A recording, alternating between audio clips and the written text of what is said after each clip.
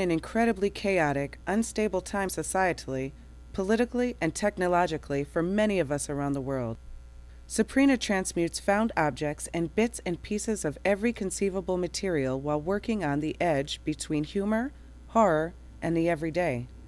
Suprina's sculpture summarizes in textures, objects and shape, a world that we can't, try as we might, put back together again. She metamorphically underscores the new realities to reveal the visceral spirit of the times in her intriguing and outrageous assemblages that nod to the arts of Robert Rauschenberg, Edward Kienholz, and Bruce Conner, among others. Quoted by Dr. Virginia Fabry Butera. When a viewer experiences my work, I intend for them to be unsettled, yet inspired, and feel a combination of dark humor and thoughtfulness. I speak in the narrative about what it means to be human and the challenges we all face daily.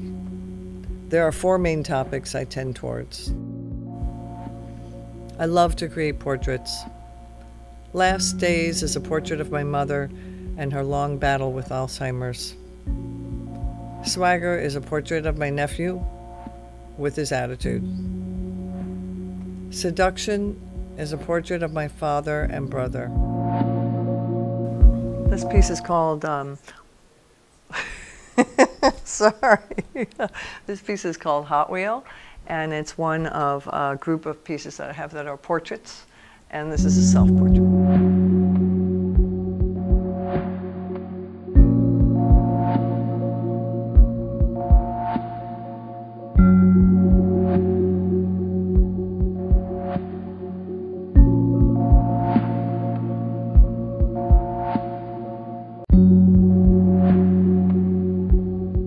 There is a strength and a magic I feel is conveyed in these works.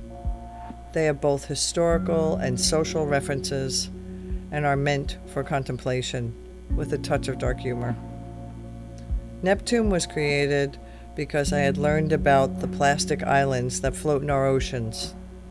Google it. I was so horrified to see the birds that had starved to death because they mistaken our trash for their food. Our sea creatures are dying off and becoming disfigured. I thought of Neptune, the father of our relationship to the sea, and how he might feel knowing what was happening. In Neptune, he is depicted as the rider and the ridee, and he is trying to end the cycle. Other archetypal sculptures are IT guru, angry guru, going home, chariot, and sandy baptismal. This subject I find fascinating. The histories behind our daily decisions are filled with misinformation, bias, crazy blind belief systems, and a multitude of slips and trips throughout our lives. One of my most recent works, titled "You Are Blessed, Are You?", talks about religious beliefs. The Conception series is a discussion about taking a concept from thought to physical form, and how because of our past, we may not have gotten the results expected. Seduction is a combination of portrait and human relationships. This piece explores the relationship between the powerful and the weak, the parent and the child, the government to the citizen. This relationship is seductive to both parties. Mother-in-law is part of a series I'm working on titled Hysterical Women. These are portraits of women who, in the early 1900s, did not conform to society, and therefore they were sent to doctors to be, quote, fixed, unquote. I write stories that go along with the sculptures. The story of mother-in-law goes like this. Her mother-in-law talked incessantly, mainly about nothing, or it was a lecture, or a directive.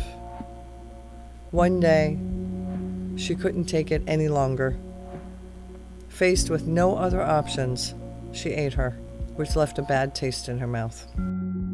Union, another sculpture, speaks of commitment and how we bring our old baggage to something new. The Four Faces of Adam explores voyeurism.